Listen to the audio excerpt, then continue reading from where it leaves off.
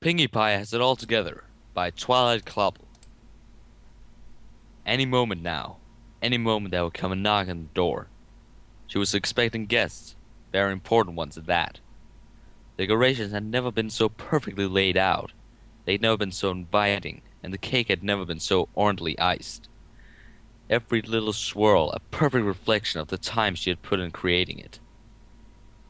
The cake was truly a marvel of the afternoon, perched at the head of the table like the towering majesty that it was.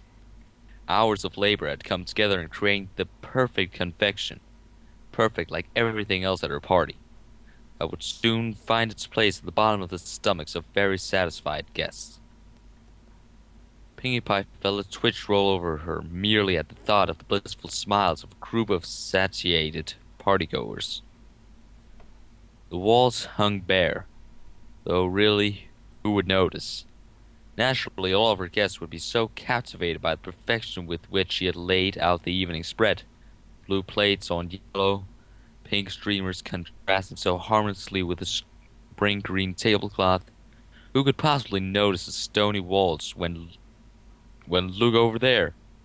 Prim and perfect pink piñatas suspended so sweetly would catch their attention. If anything, the grey stony texture of the walls had a rustic appeal, really bringing out the best in her so perfectly placed party pieces. If not, well, who could possibly notice? Pinkie Pie paced, a bounce in her step exclusive to excited hosts, as she admired her pristine party panorama, eagerly awaiting the arrival of her guests, who would surely have not a negative word to say about the so carefully designed spread. After that, there would be cake, the cake that she had iced herself, begging to be eaten, and then there would be games. All in all, Pinkie ensured that there would be no shortage of conversation.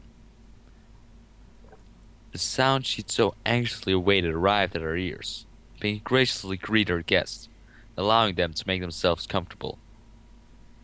A cup of punch or two, and a slice of cake perhaps another, and everyone was as comfortable as a good host could provide. Thanks for coming, all! Pinkie exclaimed, beaming as brightly as the North Star. Her exclamation was met with a murmur of approval as conversation resumed, setting the room alight with tinkling glasses and forks as they ravaged perfectly prepared pieces of party confections. Pinkie laughed at how splendidly it all had come together. The decorations, so perfect, the cuisine could not possibly be sweeter, and everything came together like the well-oiled cogs of a fine watch. And then the guests.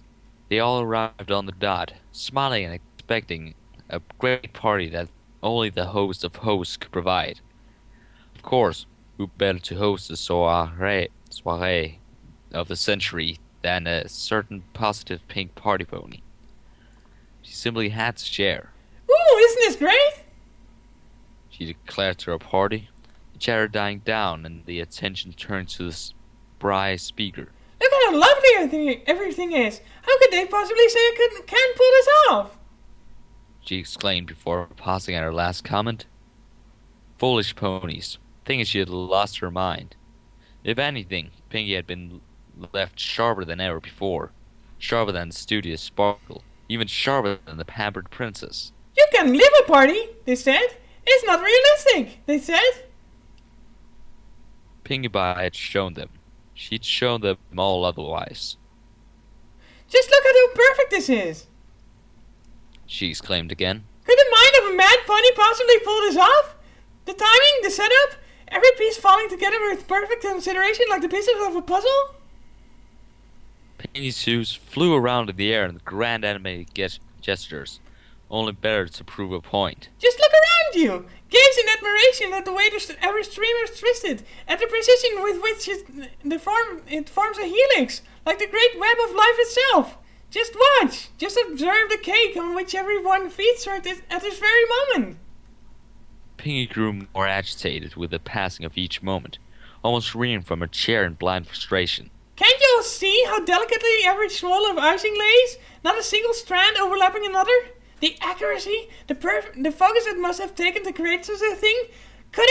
How could it ever be the weathered mind of a mad pony responsible? Pinkie stood now, her hair swinging as she moved this way and that, desperately proving a point that should be so sickeningly obvious already. Look at the coordination, the timing! She began again, gesturing wildly around the room. Everyone arrived right at time, not a minute too soon or too late. How could an innate and capable mind have arranged this? How, I ask you, how can it not be the fruit of an incredibly cyber mind's labor? I'm not crazy. It doesn't matter to me what others say. Pinkie cried again, her voice growing almost hysterical with passion. Could a crazy mind ever hope to create this excellency? No! Certain she had once and for all proved the obvious point, Pinkie fell silent, before stating one last thing. Thank you all so much, She said, flinging a hoof around one of her guests, smiling in affection. You are such a good listener. Pinkie ran a hoof through her pin-straight silky fuchsia hair, flinging a strand of it out of the way. Her eyes grazed over her own grey-pink coat, admiring the smoothness which it lay, a reflection of the calculated pony it covered. Her glance rested on a triple balloon cutie mark, noting the fitting nature of its design, belonging to the pony who had indeed thrown the party to end all parties. This was the undeniable truth. All the while, her guest remained in thought, listening patiently to the perfectly sane rants of her host. She said not a single thing. Sack of flowers can't speak.